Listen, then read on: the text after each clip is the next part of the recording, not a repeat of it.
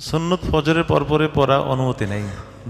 একজন সাহাবী নবীজি সালাম ফিরে ঘুরে বসছেন, পরিষ্কার তিরমিজিতে আসছে, ঘুরে বসছেন, ঘুরে বসে তাকাচ্ছেন, দেখেন যে একজন তারা 2 রাকাত সুন্নত পড়তেছে। নবী বললেন, কী ব্যাপার, এক নামাজে কি আবার 2 নামাজ আছে নাকি? একক থেকে কোনো 2 নামাজ হয়? তুমি 2 নামাজ পড়লা কেন? বললো, ইয়া রাসূলুল্লাহ, আমি সুন্নত পড়তে পারিনি তো, এই জন্য আমি দাঁড়া কি করছি। নবী সাল্লাল্লাহু আলাইহি ওয়াসাল্লাম কোনো উত্তরে দেন নাই। হাদিসে আসছে নবীজি রেগে গেছেন, কোনো উত্তরে আর দেয়নি। আর এই আমল শুধু একটাই হাদিসে আসছে, এছাড়া অতিরিক্ত কোনো হাদিসই নেই। তার মানে এইরকম আমল সাহাবাদের মধ্যে ছিল না যে ফজরের আগে সুন্নত না পড়লে ফরজের পরে দাঁড়িয়ে 2 রাকাত সুন্নত পড়ার কোনো আমলই ছিল না। একজন সাহাবী পড়ছেন, তাও নবীজি তাকে জেরা করছেন, তার উত্তর শুনে নবীজি কোনো উত্তর দেয়নি, আর চুপ ছিলেন, মানে নবীজি রেগে গেছিলেন, এই জন্য উত্তর দেয়নি।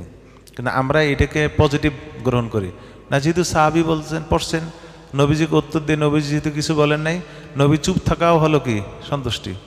দেখছেন কেমনে কয়, নবীজি বলে চুপ থাকাও কি সম্মতি। এই হলো আমাদের ব্যাখ্যা, হাদিসের ব্যাখ্যা কেমনে কিভাবে আমরা গ্রহণ করি।